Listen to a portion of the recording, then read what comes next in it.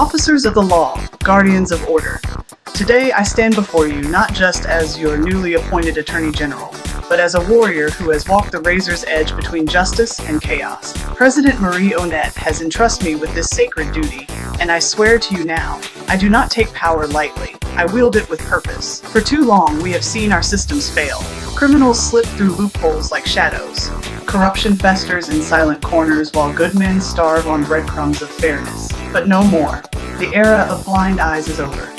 The era of blind eyes is over. We are at war, not against flesh alone, but against decay itself. Against every backroom deal that poisons our courts. Every lie fed to innocent victims silenced by fear. Every monster who thinks laws are suggestions instead of steel. You will be my sword in this fight, but understand, this does not mean brutality without cause. Justice is precise. Justice remembers names, and justice demands proof before it strikes. So here is my command.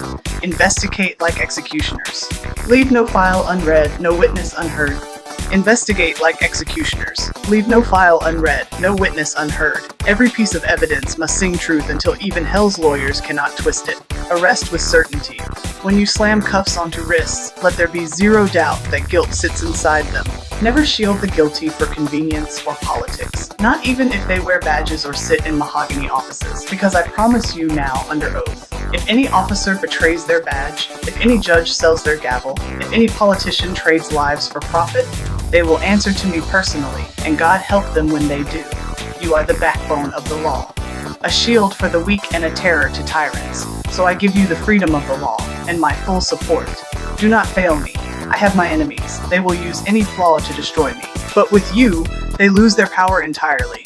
Go to war, officers. Take back every inch of the court until no corrupt shadow touches the light of law.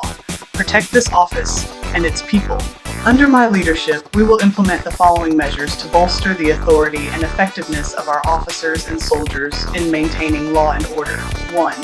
Increased training requirements. All police and military personnel will be required to undergo rigorous courses in constitutional law and human rights, including training in bias recognition and de-escalation techniques. 2. Strict accountability measures. We will establish a zero-tolerance policy for abuse of power. Any officer who violates the law or the rights of citizens will face immediate disciplinary action.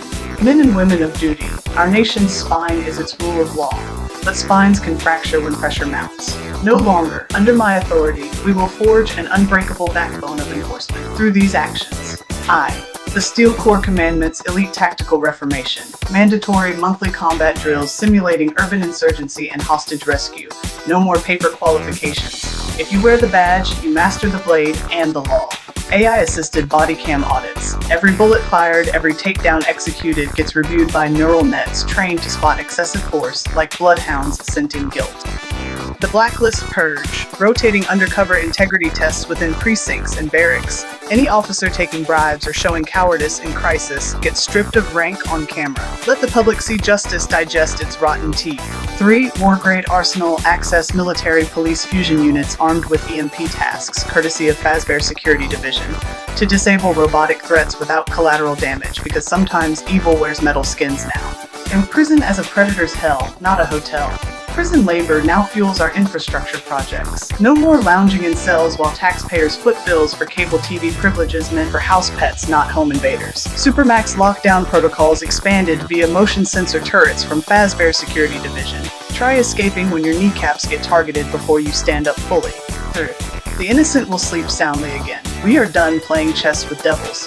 Henceforth, any resisting arrest, automatic adrenaline suppressor darts, courtesy Fazbear Medical. Fight us, wake up cuffed in ICU, explaining yourself later, if conscience lets you speak at all. Victims' families may witness interrogations behind one-way glass. Officers, soldiers, tacticians. Close quarters combat is the crucible where legends are forged, or weak links are exposed. President Marie Onette set the standard with the Joy of Creation Reborn House, a training ground that turned horror into doctrine. Now, we take that vision further. Phase 1, the Neighborhood Initiative. We will construct realistic, modular structures across varied environments, each designed to simulate high-risk CQC scenarios without predictability.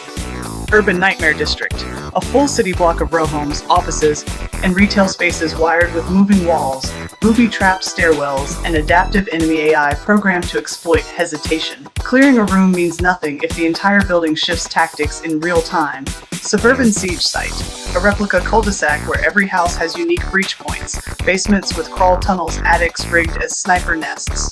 No two entries play out the same way twice because we randomize threats weekly via our tactical algorithms, team testing new variables live during drills. Phase 2. Structural psychology warfare. Buildings manipulate human instinct, so we weaponize them back against threats by engineering fear into training itself through these sites. The Dollhouse, a two-story home disguised as quaint until pressure plates trigger floors, collapsing into confined sublevels requiring underwater egress training mid-combat while hostiles hunt above you in darkness. Silent Hotel, endless looping corridors mimicking abandoned motels where doors lock-unlock based on biometric feedback from wearables. Panic raises your heart rate? Congrats. Now you're trapped inside longer than whatever waits down hallways, echoing footsteps not your own. Final command? Master these killing houses, and real-world breaches become mere formalities next what my architects designed when given blank checks and bad intentions. Let me be crystal clear. This is not just training. This is the forging of a new era. An era where hesitation gets buried in those simulated halls, where only the sharpest instincts walk out alive. President Marionette handed us the blueprint. Now we build, we adapt, we conquer. And when the time comes, we will be ready to breach any stronghold, crush any threat, and remind this nation why its protectors do not falter. Move fast, hit harder, and leave no door unbroken.